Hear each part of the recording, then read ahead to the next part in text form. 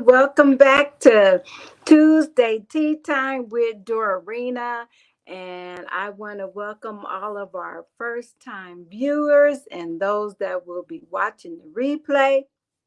We are represented from Women of Wisdom, and we are a nonprofit organization here to bridge the generational gap between the older and the younger ladies so that we can pass on vital knowledge to one another and to the next generation for the benefit of all generations. We empower teen girls and women with practical wisdom and build confidence, all right, for a better future. Yes. And so, for those that may be unfamiliar with how things are, I usually like to share with you my tea that I'm drinking. I'm looking for my tea bag.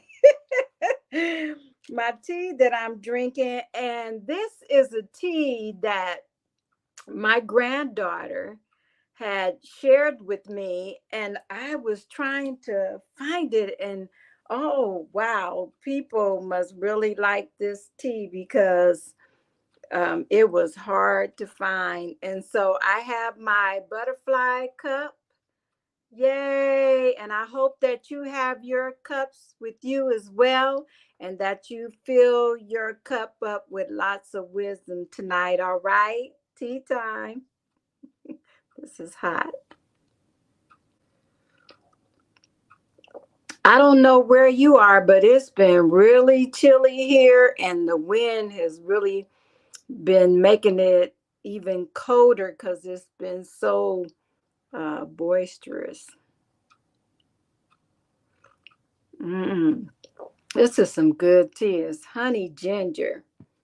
I've been doing a lot of ginger lately, but ginger is good for helping with germs and things like that. So in the winter time, ginger is good. And sometimes you can just take raw ginger and put it in a pot and boil it and drink it like that. Of course, I recommend that you put a little honey in if you like honey, but I'm your honey girl, so naturally I would say that.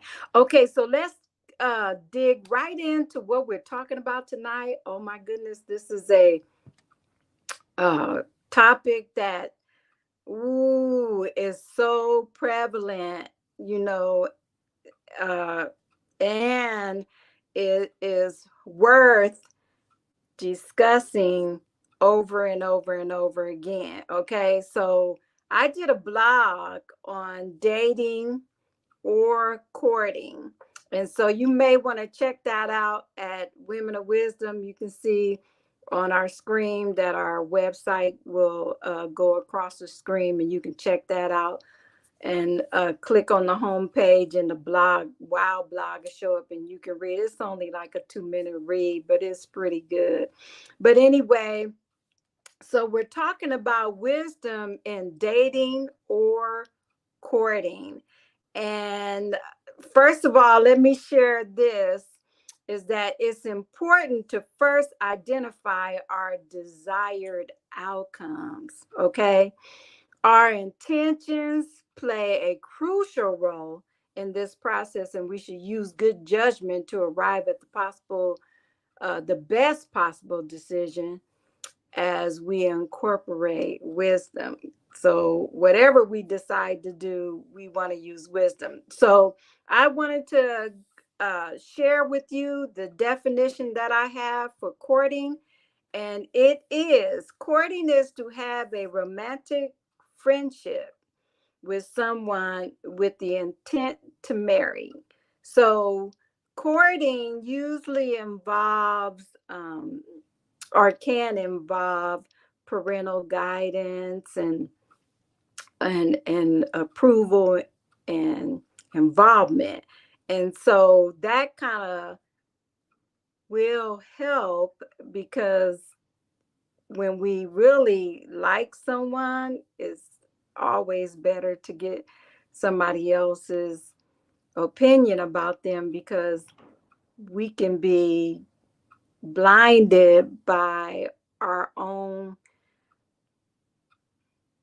dreamy eye looking at things, we really like and really want, but we miss sometimes the character of the person and things like that. And having someone else around to help point out those things does help a lot. Okay. So let's look at what dating involves. Dating can have different meanings, including casual dating, hookups, or long term relationships. It usually involves sexual activities, but not always, and sometimes just a short term fun. So, usually, dating does not always have intentions of marriage. And sometimes it does, sometimes it doesn't. But you have to decide for yourself where the wisdom is for you. Is it in dating or is it in courting? And it has a lot to do with your own preferences. So let me read a quote because I got one. So here's a quote from Janine Staples, Dr.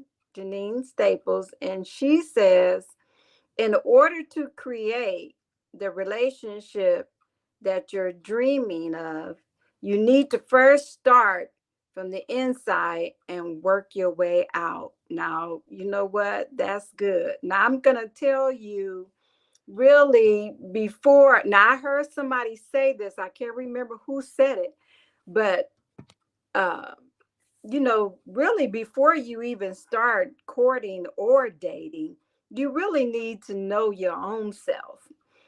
And once you discover more about yourself, then you can discover what you want in uh, another person, and that is really vitally important. You don't dating and court, that is not the way to the trial and error system. Let me put it like that. That is not the best way to discover whether or not you want to be with somebody or not. And like I said earlier, the key is intentions.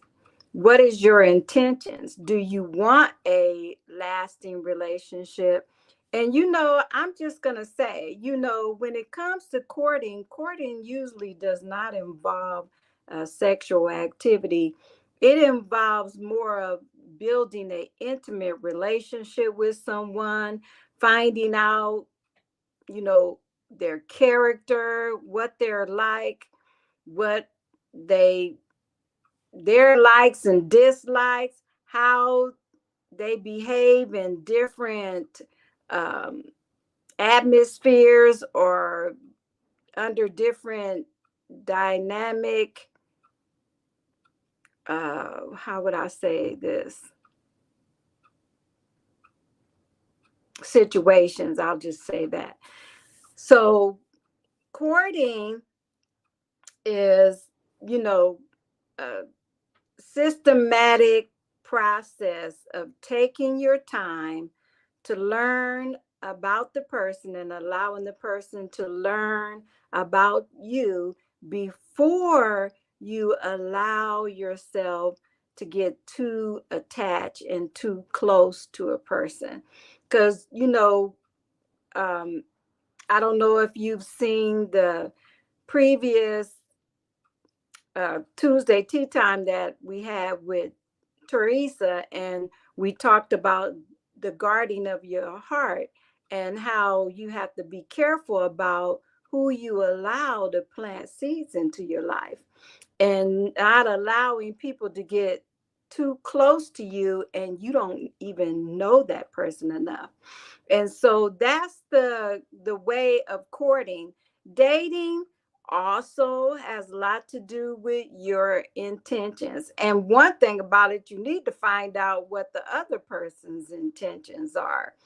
And if you are just out there to have fun and all this kind of stuff like that, then dating would probably be the way that you would go. But let me say this: when you date someone and they're expecting, a sexual relationship with you, uh, what happens once you have sex with the person, it, whew, your brain releases what is called oxytocin, and it's also known as the love hormone. And what that does when you have sex is released, and it causes you to be connected to that person that you're sexually involved with.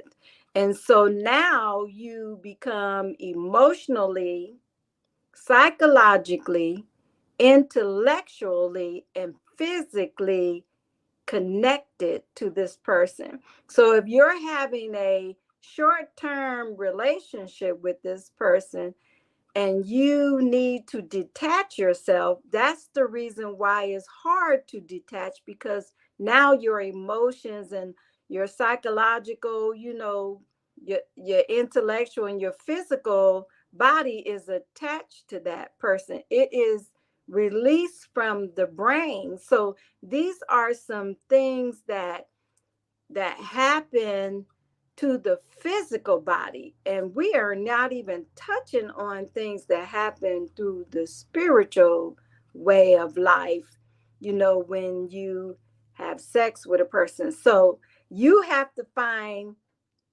determine what your intentions are, what is the intentions of the other person, and to decide what kind of life you want to have as far as dating or courting, and which one would you choose in the way of wisdom. And so that's something that I wanted to share with you today, because it was really um, on my heart to talk about that. And there is so much more about dating and courting, because, well, one thing, dating is more independent. It's more something that you kind of decide on your own. You don't necessarily have somebody advising you or approving of who you're dating. Well, courting, uh, courtship, you want people involved, and you usually stay in public places with them. And if your intentions are to court, then I advise you, do not put yourself in situations where you're in a private location. Stay out of the private locations and stay in public locations, and usually have other people that are involved that can give you wise counseling on how to proceed in that relationship. Now, if you just want to date somebody and you don't really care about all that kind of stuff, then you deal with the consequences of whatever your decision is, courting or dating. And so sometimes dating does go into a long-term relationship, and it does find itself in the way of marriage. And so, but you have to decide what's your preference and where is the wisdom that you see in courting or dating. Okay. So I want to give you that information. Let's see if there's anything else. One thing I was going to talk about is the benefit. The benefit of courting is eliminating the short-term flings, okay? And being attached emotionally to someone just in case that relationship does not work out is easier to detach yourself from somebody that you are not emotionally attached to. And emotions doesn't really are not active until you become sexually active with that person. And so you don't have to worry about that. You don't have to worry about the deep, hurtful wounds of rejection or anything like that. So that's courtship and the benefits of it. Tea time. This is good tea. Well, I'm going to let you go on this note. Okay. Intent is the key. So find out what your intentions are in the relationship in the first place. And then some people that do not, well, they lack making that commitment, have the philosophy of why buy the cow when you can get the milk for free. And so if you're somebody that want to have or develop a relationship where you can find out more about that person before you get involved with them, I would say go courtship. And if you don't care about that kind of stuff, dating. But you decide which one is your preference based off of your criterias. All right. All right. This the last thing I need to share with you. Come join us for our mother-daughter Wow Bash on Saturday, March 23rd. Location Haven 150. Oh, Haven 150. And the address is listed on here. It's going to be from 3 p.m. to 6 p.m. Bonding, blossoming, photos, snacks, prizes. Oh my goodness, it's going to be a good time to create memories with your daughter. And so go to our website and register because it is limited seating. All right. Okay, as I always tell you, this is Dorarena with Tuesday Tea Time. I'm out and I love you. And always remember, walk in wisdom. All right. You have a great night.